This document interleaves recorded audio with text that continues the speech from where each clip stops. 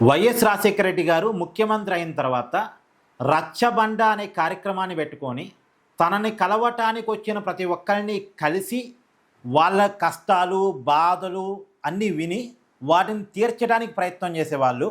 మీ నాన్నగారిలాగా మీరు కూడా అధికారంలోకి వచ్చారు కాబట్టి రచ్చబండ అనే పేరుతోనే మీ నాన్నగారి కార్యక్రమం పేరుతోనే మీరు కూడా కార్యక్రమాన్ని పెట్టుకొని మిమ్మల్ని కలవాలనుకునే జనాన్ని కలిస్తే మంచిది, దానివల్ల ప్రజలతో మీకు బాండింగ్ ఏర్పడిద్ది అని చెప్పేసి కొంతమంది వైసీపీ సీనియర్ నాయకులు వైసీపీ అధికారంలోకి వచ్చిన కొత్తలో 2019 ఆ సమయంలో జగన్మోహన్ రెడ్డి గారికి సలహా ఇచ్చారట.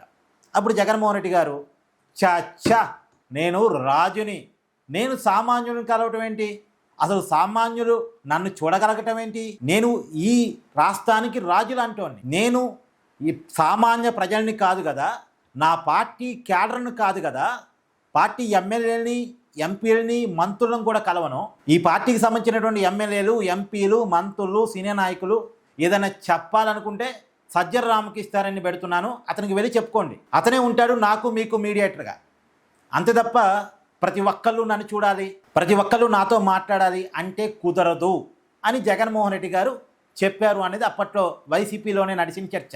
నిజంగానే జగన్ అయితే జనాన్ని కలవటం వదిలేయండి, అసలు పార్టీ క్యాడర్ని కలవటం వదిలేయండి, అసలు ఎమ్మెల్యేలను కలిసేది లేదు, ఎమ్మెల్సీలను కలిసేది లేదు, ఎంపీలను కలిసేది లేదు, మంత్రులను కలిసేది లేదు, అన్నిటికీ సజ్జల రామకృష్ణారెడ్డి. జగన్ దాకా ఏ విషయాలు వెళ్ళే కావు, ఏ విషయాన్నన్నా క్యారీ చేసుకుని వెళ్ళాలంటే సజ్జల రామకృష్ణారెడ్డి గారే క్యారీ చేసుకుని వెళ్ళేది.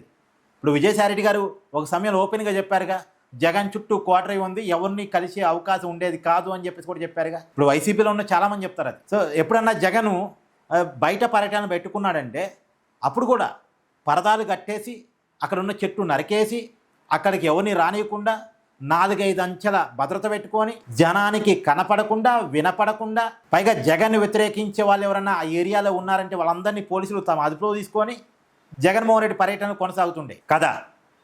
అందుకనే జగన్ జనానికి డిస్కనెక్ట్ అయ్యాడు, చివరికి వైసీపీ క్యాడర్ కూడా డిస్కనెక్ట్ అయ్యాడు, ఒక హ్యూమన్ బాండింగ్ దెబ్బతింది వైసీపీలో కదా. ఇప్పుడు సరే అది అధికారంలో ఉన్నప్పుడు నడిచింది, ఇప్పుడు అధికారం పోయింది, ఇప్పుడు మళ్ళీ జనం గుర్తొచ్చారు, జనంతో కలుస్తాను, జనం చెప్పేది వింటాను, జనం కష్టాలు తెలుసుకుంటానని జగన్మోహన్ రెడ్డి గారు ఈ మధ్య జనాన్ని కలుస్తున్నారట.